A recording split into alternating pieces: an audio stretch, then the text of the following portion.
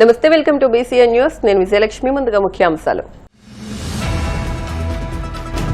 గుంటూరులో ఆచార్య ఎన్జీ రంగా 125వ జయంతి వేడుకల్లో పాల్గొన్న సీఎం చంద్రబాబు. రైతు గౌరవమే దేశ గౌరవమని చాటిన మహనీయుడిని కొనియాడిన ముఖ్యమంత్రి. గతంలో అధికారాన్ని అడ్డం పెట్టుకుని వైసీపీ నాయకులు డ్రగ్స్ గంజాయి వ్యాపారం చేశారు. కమ్మ కార్పొరేషన్ చైర్మన్ నాదెండ్ల బ్రహ్మన్ చౌదరి విమర్శలు.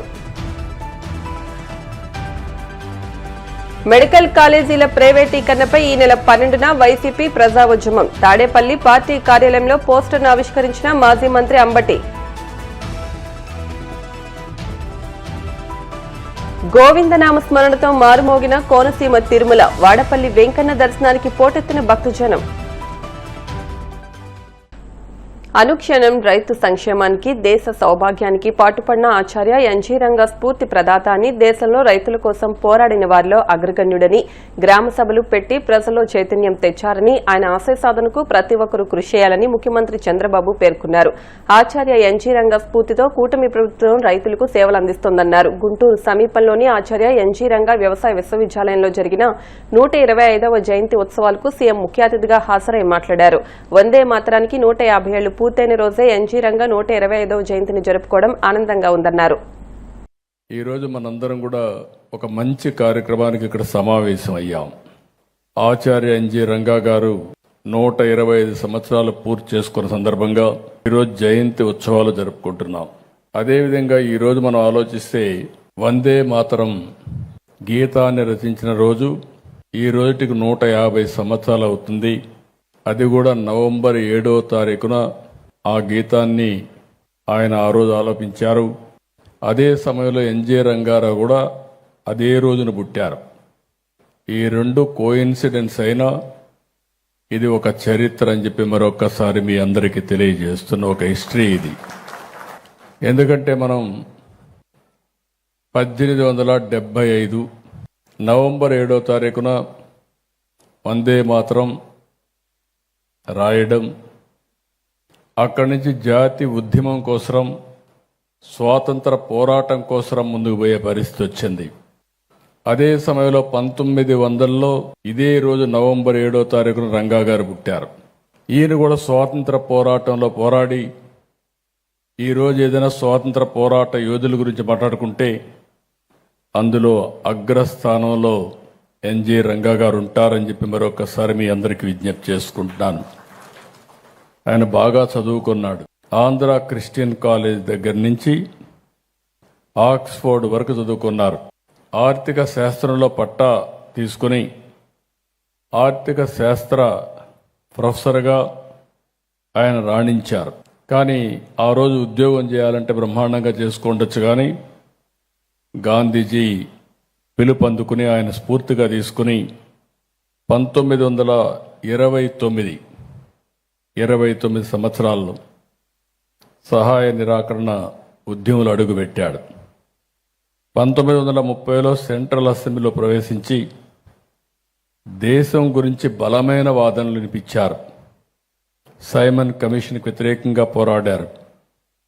రౌండ్ టేబుల్ సమావేశంలో పాల్గొని రైతు సమస్యల గురించి బ్రిటిష్ పాలకులకు వినిపించే విధంగా, తెలిసే విధంగా అనేక సందర్భాల్లో పోరాటాలు చేశారు. క్విట్ ఇండియా ఉద్యమం. ఈరోజు మనందరం గుర్తుపెట్టుకోవాల్సింది, రైతుల ఇబ్బందులు స్వాతంత్రం కంటే ముందు ఉన్నాయి, మళ్ళీ ఇప్పుడు కూడా ఉన్నాయి. ఈ రెండు విషయాలు మనం బేరే చేసుకోవాల్సిన అవసరం ఉంది. అందుకే ఈ ప్రభుత్వం ఎప్పుడు కూడా తెలుగుదేశం ప్రభుత్వం, ఇప్పుండే ఎన్డీఏ ప్రభుత్వం రైతుల సంక్షేమం కోసం కట్టుబడి ఉన్నాం. ఇలాంటి మహనీయుల యొక్క స్ఫూర్తిని అనునిత్యం మనం గుర్తుపెట్టుకోవాల్సిన అవసరం, బాధ్యత మనందరిపైన ఉంది. గడిచిన 5 ఏళ్లలో ప్రపంచవ్యాప్తంగా ఎక్కడ గంజాయి డ్రగ్స్ పట్టుకున్నా వాటి మూలాలు ఏపీలోనే ఉండేవని అధికారాన్ని అడ్డం పెట్టుకుని వైసీపీ నాయకులు డ్రగ్స్ గంజాయి వ్యాపారం చేశారని కమ్మ కార్పొరేషన్ చైర్మన్ నాదెండ్ల బ్రహ్మం చౌదరి విమర్శించారు. మంగళగిరి టీడీపీ కేంద్ర కార్యాలయంలోని మీడియాతో మాట్లాడారు. వైసీపీ విద్యార్థి విభాగం నాయకుడు కొండారెడ్డి డ్రగ్స్ సరఫరా చేస్తూ పట్టుబడ్డాడని 48 గంటలు గడిచినా అతన్ని పార్టీ నుంచి సస్పెండ్ చేయలేదని ఆగ్రహం వ్యక్తం చేశారు. దీన్ని బట్టి జగన్ డ్రగ్స్ ను ప్రోత్సహిస్తున్నారని అనుకోవాల్సి ఉంటుందన్నారు. గంజాయి డ్రగ్స్ కేసులో ఉన్న వారితో వైసీపీ తన విద్యార్థి విభాగాలు నడుపుతోందని, వైసీపీ పాలనలో గంజాయి విక్రయాల్లో ఏపీ నెంబర్ 1 స్థానంలో నిలిచిందని ఆయన ఆరోపించారు. 2019 నుండి 2014 వరకు ఆంధ్రప్రదేశ్ రాష్ట్రంలోని చిన్న గ్రామం నుండి ప్రపంచవ్యాప్తంగా ఎక్కడ గంజాయి దొరికినా కూడా, ఎక్కడ డ్రగ్స్ దొరికినా కూడా, ఎక్కడ మత్తు పదార్థాలు దొరికినా కూడా వాటి మూలాలు మాత్రం ఖచ్చితంగా ఆంధ్రప్రదేశ్ రాష్ట్రంలో, దాని వెనక మాత్రం ఖచ్చితంగా వైఎస్ఆర్సీపీ పార్టీకి సంబంధించినటువంటి నాయకులు, లేదంటే వారి యొక్క అధికారాన్ని అడ్డం పెట్టుకొని చేసినటువంటి వ్యక్తులు బయటపడటం, అదేవిధంగా దొరకటం జరిగింది. అందులో భాగంగానే ఇంకా కూడా ఆంధ్రప్రదేశ్ రాష్ట్రంలో వైఎస్ఆర్సీపీ పార్టీ అధికారంలో ఉంది అని చెప్పేసి ఎవరైనా భావిస్తున్నారో నాకైతే తెలియదు. కానీ విద్యార్థి నాయకుడైనటువంటి పులగం కొండారెడ్డి వైఎస్ఆర్సీపీ పార్టీ విద్యార్థి విభాగంలో పనిచేస్తున్నటువంటి క్రియాశీలకమైనటువంటి విద్యార్థి నాయకుడు వైఎస్ఆర్సీపీ పులగం కొండారెడ్డి లిక్విడ్ డ్రగ్స్ తోటి మరి ఇంజనీరింగ్ విద్యార్థులకు, కళాశాలల విద్యార్థులకు, యువతకి, విశ్వవిద్యాలయాలలో కొంతమందికి సప్లై చేస్తూ పట్టుపడ్డ విషయం అందరికీ తెలుసు. మరి ఒక పక్కన వైఎస్ఆర్సీపీలో విద్యార్థి నాయకులు, అదేవిధంగా యువజన నాయకులు కేజీలకు క్వింటాళ్ళు మత్తు పదార్థాలు, డ్రగ్స్, అదేవిధంగా గంజాయితో దొరుకుతూ ఉంటే, నిన్నటికి నిన్న వైఎస్ఆర్సీపీ పార్టీ జగన్మోహన్ రెడ్డి మరి తాడేపల్లి ప్యాలెస్లో డ్రగ్స్ మీటింగ్ పెట్టాడు. దానికేమో స్టూడెంట్స్ మీటింగ్ అని చెప్పేసి పేరు పెట్టాడు. నిజంగా నిన్న జరిగినటువంటి మీటింగ్ అది డ్రగ్స్ మీటింగ్, స్టూడెంట్స్ మీటింగ్ కాదు.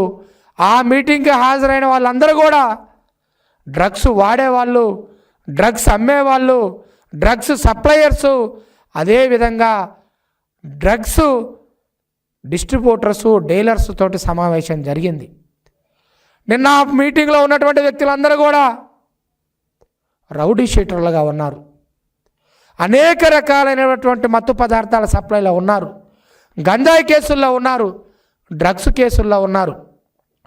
గంజాయి సప్లై చేసే వాళ్ళతోటి, డ్రగ్స్ సప్లై చేసే వాళ్ళతోటి, మత్తు పదార్థాలు సప్లై చేసే వాళ్ళతోటి మీటింగ్ పెట్టి, డ్రగ్స్ వింగ్తో మీటింగ్ పెట్టి స్టూడెంట్ వింగ్ అని చెప్పేసి పేరు పెట్టుకున్నాడు జగన్మోహన్ రెడ్డి.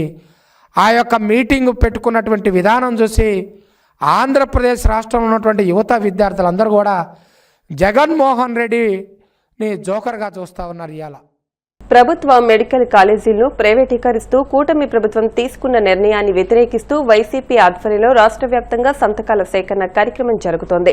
ఇందులో భాగంగా ఈ నెల 12న వైసీపీ ప్రజాఉద్యమం పేరుతో 175 అసెంబ్లీ నియోజకవర్గ కేంద్రాల్లో నిరసన ర్యాలీలు నిర్వహించనున్నట్లు పార్టీ నాయకులు వెల్లడించారు. అనంతరం అధికారులకు వినతి పత్రాలు అందజేయడం జరుగుతుందని వివరించారు. ఇందుకు సంబంధించి తాడేపల్లిలోని పార్టీ కేంద్ర కార్యాలయంలో వైసీపీ ప్రజాఉద్యమం పోస్టర్ను ఆవిష్కరించారు. ఈ సందర్భంగా మాజీ మంత్రి అంబటి రాంబాబు మాట్లాడుతూ ప్రైవేటీకరణ నిర్ణయాన్ని వెనక్కి తీసుకునేదాకా వైసీపీ పోరాడుతుందని ప్రభుత్వాన్ని హెచ్చరించారు. మాజీ ముఖ్యమంత్రి జగన్మోహన్ రెడ్డి గారు భావించి కొన్ని నిర్మాణాలను పూర్తి చేశారు. కొన్ని నిర్మాణాలు ప్రోగ్రెస్లో ఉన్నాయి. వీటన్నిటినీ కూడా ప్రైవేటీకరణ చేయాలి, ప్రైవేటు వ్యక్తులకు ధారాదత్తం చేయాలి అనేటువంటి ఒక నిర్ణయాన్ని ఈ రాష్ట్ర ప్రభుత్వం, కూటమి ప్రభుత్వం తీసుకున్నది. ఇది తప్పుడు నిర్ణయం. పేద ప్రజానీకానికి, పేద విద్యార్థులకి తీవ్రమైనటువంటి నష్టాన్ని చేసే కార్యక్రమంగా భావించి జగన్మోహన్ రెడ్డి గారి నాయకత్వంలో పెద్ద ఎత్తున ప్రజా ఉద్యమాన్ని నిర్మించాలనేటువంటి ఉద్దేశంతో జగన్మోహన్ రెడ్డి గారి ప్రోగ్రాం ఇవ్వటం జరిగింది. 1 కోటి సంతకాల సేకరణ కార్యక్రమం ప్రభుత్వ రంగంలో వీటిని నిర్వహించాలని ఆ రోజు మాజీ ముఖ్యమంత్రి జగన్మోహన్ రెడ్డి గారు భావించి కొన్ని నిర్మాణాలను పూర్తి చేశారు. కొన్ని నిర్మాణాలు ప్రోగ్రెస్లో ఉన్నాయి.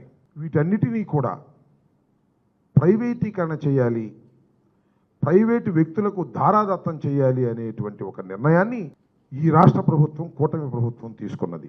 ఇది తప్పుడు నిర్ణయం. పేద ప్రజానీకానికి, పేద విద్యార్థులకి తీవ్రమైనటువంటి నష్టాన్ని నిరసన కార్యక్రమాలు చేపట్టడం, ర్యాలీలు చేపట్టడం, ఆ తరువాత స్థానికంగా ఉన్నటువంటి ఎంఆర్ఓ కానీ లేకపోతే ఆర్డీఓ కానీ ఎవరైతే ఉన్నారో వారికి మెమోరాండాలు ఇవ్వటం జరుగుతుంది. ఇది ఒక ప్రజా ఉద్యమం. ఎందుకంటే ఈ ప్రభుత్వం తీసుకున్నటువంటి అప్రజాస్వామిక, పేదల వ్యతిరేకతతో కూడుకున్నటువంటి ఈ నిర్ణయాన్ని మార్చుకోవాలనే ఉద్దేశంతో మేము ఈ ప్రజా ఉద్యమాన్ని నిర్మించడం జరుగుతూ ఉంది. ఖచ్చితంగా ఈ ప్రభుత్వం ఆ నిర్ణయాన్ని వెనక్కు తీసుకోకపోయినట్లయితే ఇంకా పెద్ద ఎత్తున ప్రజా ఉద్యమాలు నిర్మించడం జరుగుతుందని కూడా ఈ సందర్భంగా తెలియపరుస్తూ ఉన్నాం. 12వ తారీఖున చాలా పెద్ద ఎత్తున ప్రతి నియోజకవర్గంలోనూ 175 నియోజకవర్గాలు కలిగినటువంటి ఈ రాష్ట్రంలో ప్రతి నియోజకవర్గంలోనూ ఇన్ఛార్జీలు కానీ, అక్కడ ఉన్నటువంటి క్యాడర్ కానీ, ఇంకా ప్రజా సంఘాలను కలుపుకొని పెద్ద ఎత్తున ఈ నిరసన ప్రదర్శన నిర్వహించడం ద్వారా కూటమి ప్రభుత్వానికి కళ్ళు తెరిపించే విధంగా చేయాలనేటువంటి కార్యక్రమాన్ని చేపట్టడం జరిగింది.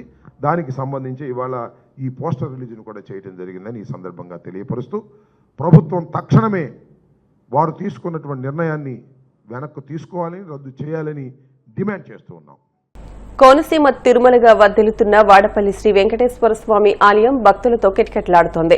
శనివారం స్వామికి ప్రీతికరమైన రోజు సందర్భంగా ఆలయంలో ప్రత్యేక పూజలు నిర్వహించారు. స్వామివారి దర్శనానికి వచ్చిన భక్తులకు ఎలాంటి ఇబ్బందులు తలెత్తకుండా ప్రత్యేక ఏర్పాట్లు చేసినట్టు ఆలయ అధికారులు తెలిపారు. భక్తులు అధిక సంఖ్యలో హాజరై స్వామిని దర్శించుకుని మొక్కులు చెల్లించుకున్నారు.